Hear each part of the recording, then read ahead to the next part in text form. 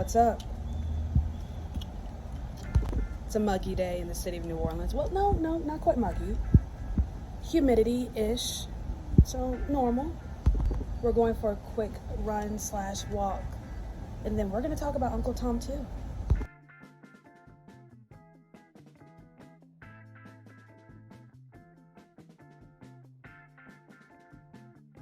We got breakfast, grits and bacon.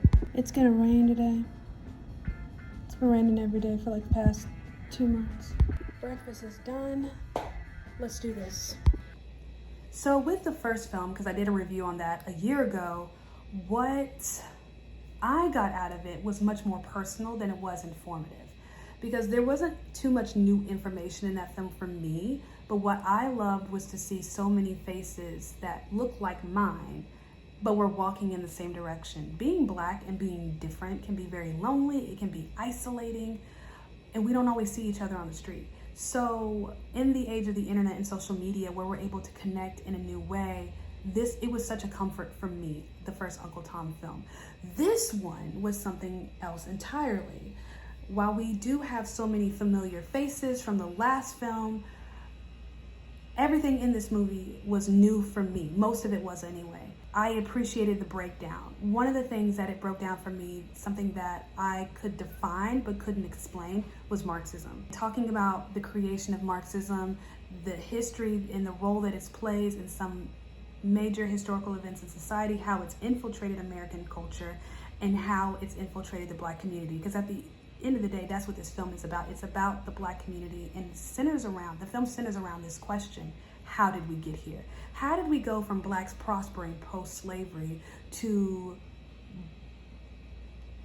high crime in the Black community, children born out of wedlock, our share of abortion being completely disproportionate to our population? Because at one point the Black community is thriving, literally created something out of nothing, because we're talking about post-Civil War Southern America, which had pretty much been laid flat.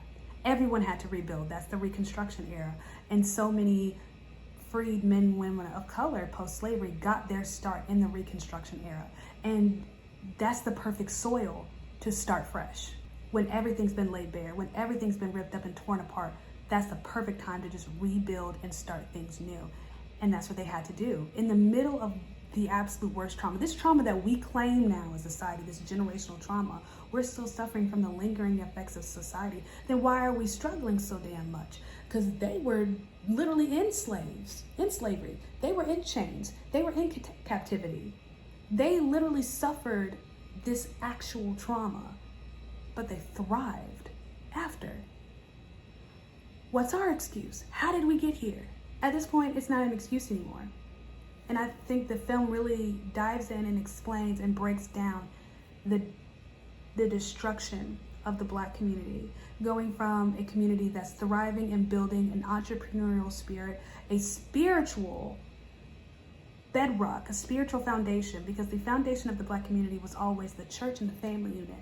How these two things, which were so essential to the growth and development of the Black community, have been broken down, torn apart, to the point where we can be so easily manipulated. Something that Ben Carson says in the film, and I'm kind of paraphrasing, is that when you have a population that's uninformed, people become vulnerable. You have people, trained Marxists, to think, Black Lives Matter, coming in and taking advantage of that lack of information, the lack of being informed, taking advantage of that and manipulating and twisting things for their own benefit. I love that. I love how we see how things really have shifted and changed, yet so many of the tactics are the same. Looking at the NAACP and the creation of the NAACP going all the way to Black Lives Matter, I loved that.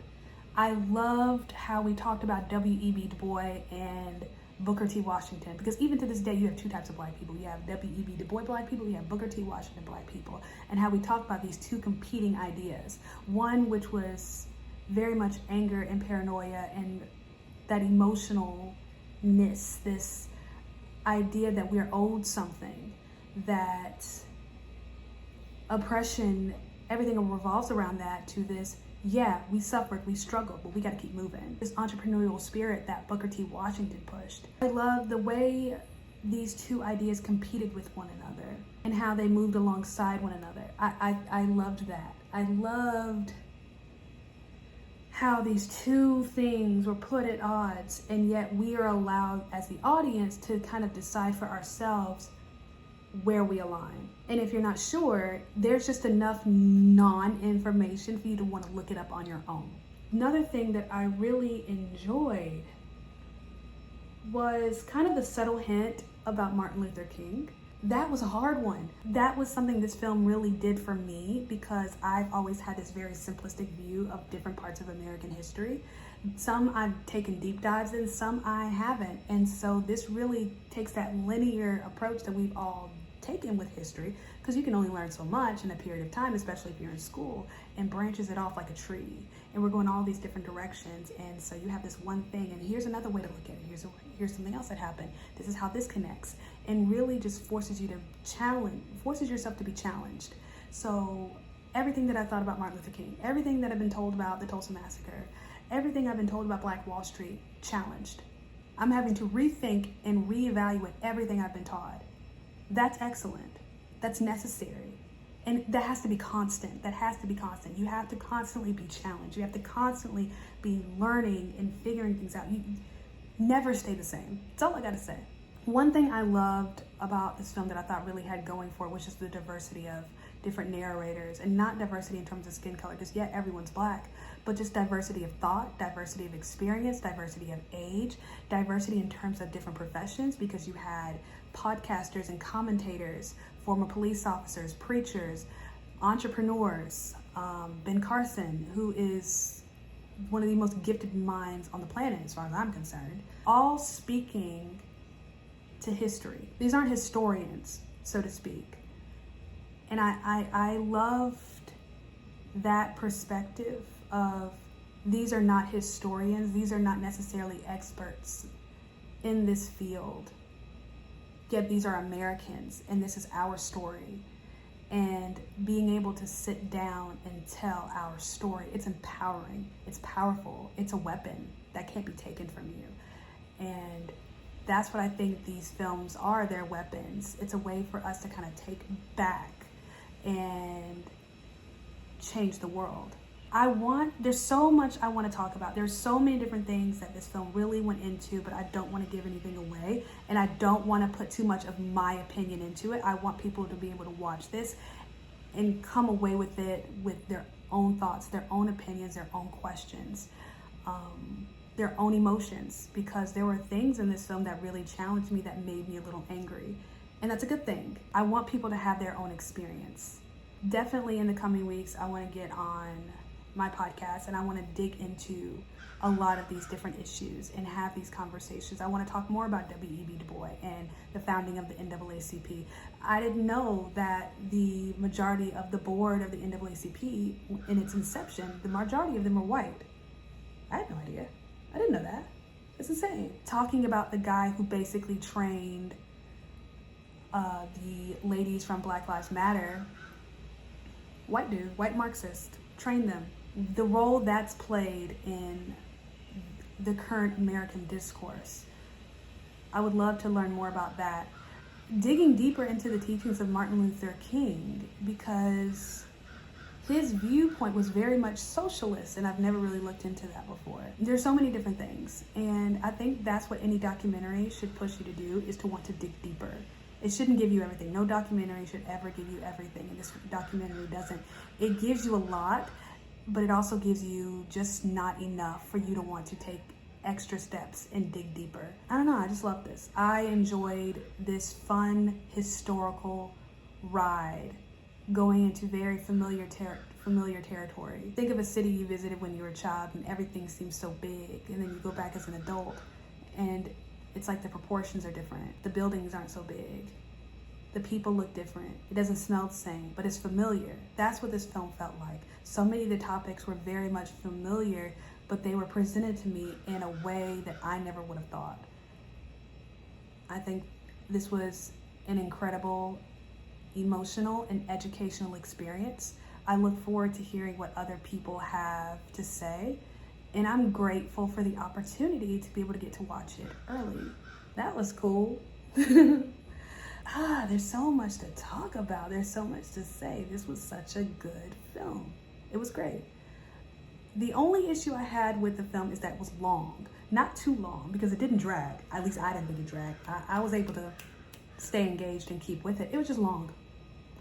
It was at a point where I was like, oh, is it almost over? And I checked the time, like, oh, we got another 45 minutes. All right, okay, let's go. We're going. I think it sets it up that the story is not over, that there's so much more to talk about. There's so much more to say. Should there be an Uncle Tom 3, I'm looking forward to watching that as well and talking about that. Black people, we are an interesting people. Our history in this country it's a very rags to riches kind of story. What I hope people get out of this, I hope they're challenged. I hope everything they thought they knew, they have to question. They have to go back, relook, relearn everything. That's what I'm hoping people get out of it. That everything they thought they knew wasn't quite correct. There was so much in this that I thought I knew. I realized I didn't know everything. I didn't know the whole story. And this doesn't give you the whole story, but it gives you just enough to want to hear the rest. That to me is beautiful. So that's Uncle Tom 2. Comes out on August 26th. You can actually go on the website and pre-order it. I actually have a discount code if you do SAVVY, SAVVY 30, SAVVY 30. I'll put the code in the caption. Use that code when you go to the website uncletom.com and order it. It'll give you 30% off. And that code works not just for pre-orders, but anytime you want to order the film. So if you're something you really want to watch, but you're not able to pre-order it, but you're able to order it at a later date, keep that code in your back pocket. You can still get 30% off. Once you watch it, please let me know in the comments what you thought. Go on Instagram or TikTok and do your own little review. Tag me so I can watch. I can't wait to hear what other people thought, especially people from maybe different walks of life, different thoughts, different racial groups. I can't wait to hear what people think. There is a lot in this film that is just very provocative and aggressive, and I love that. And I can't wait. I can't wait to see and hear what people think. So, Uncle Tom 2, August 26th, 10 out of 10 recommend.